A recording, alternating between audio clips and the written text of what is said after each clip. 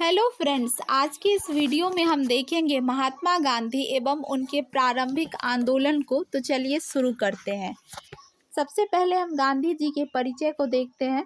गांधी जी का जन्म 2 अक्टूबर 1869 ईस्वी को पोरबंदर गुजरात में हुआ था। ध्यान रखेंगे, गांधी जी का जन्म 2 अक्टूबर 1869 ईस्वी को पोरबंदर गुजरात में हुआ था। गांधी जी का पूरा नाम मोहनदास करमचंद गांधी था। तो ये भी ध्यान रखेंगे, गांधी जी का पूरा नाम मोहनदास करमचंद गांधी था। इनके पिता का नाम करमचंद गांधी और माता का नाम पुतलीबाई था। 1883 में गांधी जी का विवाह कस्तूरबा गांधी से होता है। गांधी जी के 4 पुत्र थे, हरिलाल, मनीलाल, देवदास, रामदास।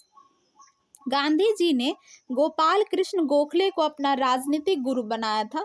तो ये काफ़ी इम्पोर्टेंट पॉइंट है। गांधी जी ने गोपाल कृष्ण गोखले को अपना राजनीतिक गुरु बनाया था। ये अक्सर एग्जाम में पूछा जाता है, ध्यान रखेंगे।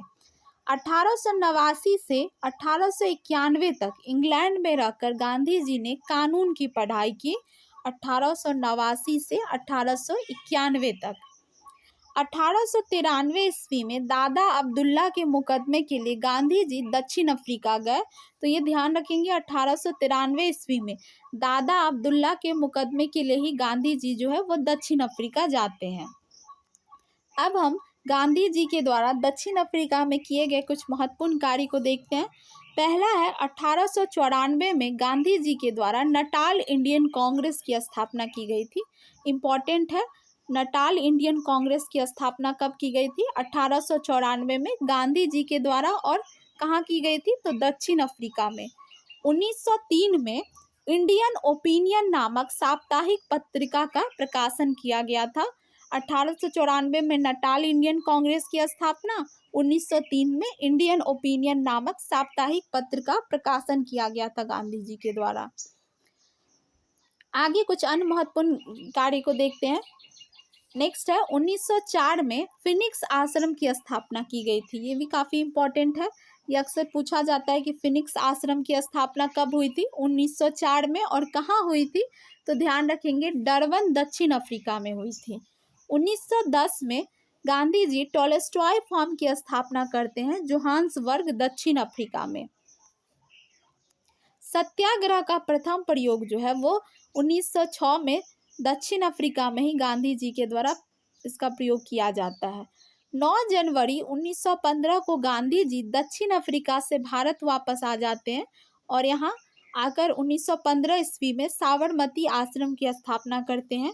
तो ये ध्यान रखेंगे कि जो साबरमती की आश्रम की स्थापना है वो कब हुई थी? 1915 ईस्वी में हुई थी। और कहाँ हुई थी? तो साबरमती नदी के किनारे, अहमदाबाद, गुजरात में। अब हम देखते हैं कि भारत में 1917 से 1918 के बीच गांधी जी ने 3 संघर्ष का नेतृत्व किया था, जो काफ़ी इम्पोर्टेंट है और अक्सर इससे एग्जाम में क्वेश्चन आपको देखने को मिलेंगे ही। तो पहला है चंपारण सत्याग्रह 1917। ध्यान रखेंगे, चंपारण सत्याग्रह कब हुआ था? 1917 में। इसमें किसानों को जमीन के 3/20 भाग पर नील की खेती करनी पड़ती थी और यूरोपीय द्वारा तय किए गए मूल्य पर ही नील को बेचना पड़ता था। तो इससे किसानों को काफ़ी नुकसान सहना पड़ता था। इस पद्धति को तिनकठिया पद्धति भी कहते हैं।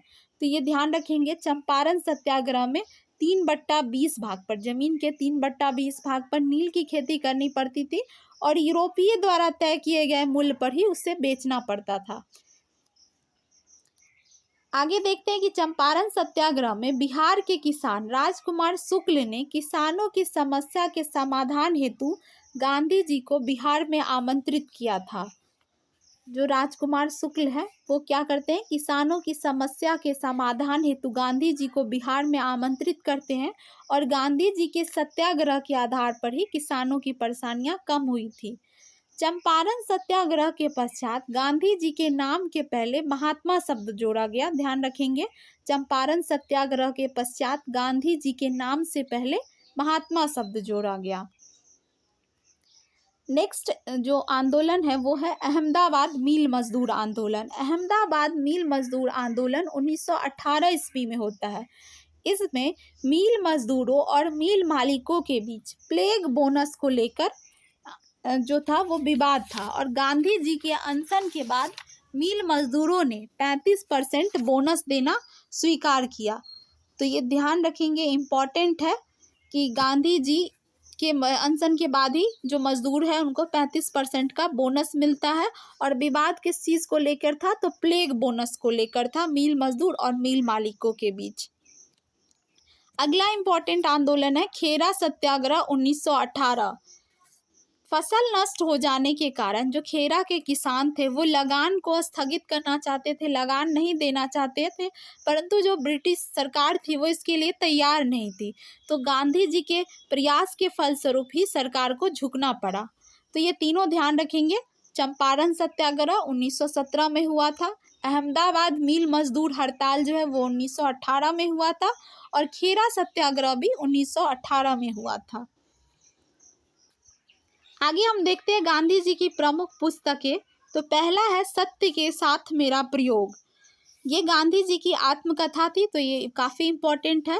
सत्य के साथ मेरा प्रयोग ये 1925 में लिखा गया था।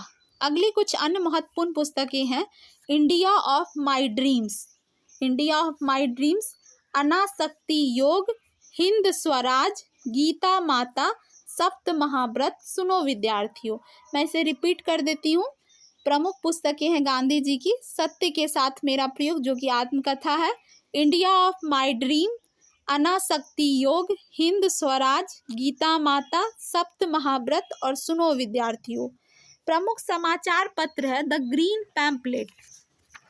ध्यान रखेंगे, जो ग्रीन पैम्पलेट है वो प्रमुख समाचार पत्र है और इसका प्रकाशन 1896 में हुआ था।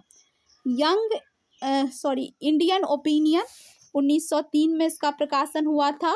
यंग इंडिया 1919 में इसका प्रकाशन हुआ था और हरिजन 1932 में इसका प्रकाशन हुआ था। यंग इंडिया जो है ये क्या है, ये अंग्रेजी में लिखा जाता था, तो ध्यान रखेंगे यंग इंडिया अंग्रेजी में। फिर एक और है नवजीवन, तो नवजीवन जो था वो गुजराती में था, तो वो भी ध्यान रखेंगे, नवजीवन ये गुजराती में था। आगे देखते हैं गांधी जी की प्रमुख उपाधियां। गांधी जी को कैसर ए हिंद की उपाधि मिली थी जब ब्रिटिश सरकार जो है उनको 9 जनवरी 1915 को जब गांधी जी वापस आते तो गांधी जी को ब्रिटिश सरकार केसर ए हिंद की उपाधि प्रदान करती है और ये प्रथम विश्व युद्ध के समय उनको दिया गया था, केसर ए हिंद की उपाधि ब्रिटिश सरकार के द्वारा। बापू उपाधि उन्हें CF एंड्रयूज और जवाहरलाल नेहरू के द्वारा दिया गया था। नेक्स्ट है अर्धनग्न फकीर, ये कहा था विंस्टन चर्चिल ने।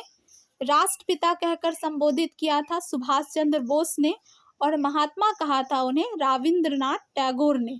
तो ध्यान रखेंगे, गांधी जी को जो महात्मा कहकर संबोधित करते थे वो थे रविंद्रनाथ टैगोर और गांधी जी भी रविंद्रनाथ टैगोर को गुरुदेव कहते थे। तो ये भी ध्यान रखेंगे कि गांधी जी रविंद्रनाथ टैगोर को गुरुदेव कहकर संबोधित करते थे।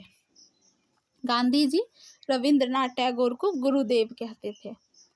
अगला है कि गांधी जी की हत्या 30 जनवरी 1948 को दिल्ली में बिरला भवन में प्रार्थना सभा में जाते हुए नाथूराम गोडसे ने कर दी थी। ध्यान रखेंगे, 30 जनवरी 1948 को दिल्ली के बिरला भवन में प्रार्थना सभा में जाते हुए नाथूराम गोडसे ने की थी और गांधी जी की मृत्यु पर जवाहरलाल नेहरू ने कहा था कि हमारे जीवन से प्रकाश चला गया। तो आज की ये वीडियो यहीं पर ख़त्म होती है। कैसी लगी कमेंट में ज़रूर बताइएगा और वीडियो अच्छी लगी तो प्लीज़ इसे शेयर कीजिएगा। Thank you for watching.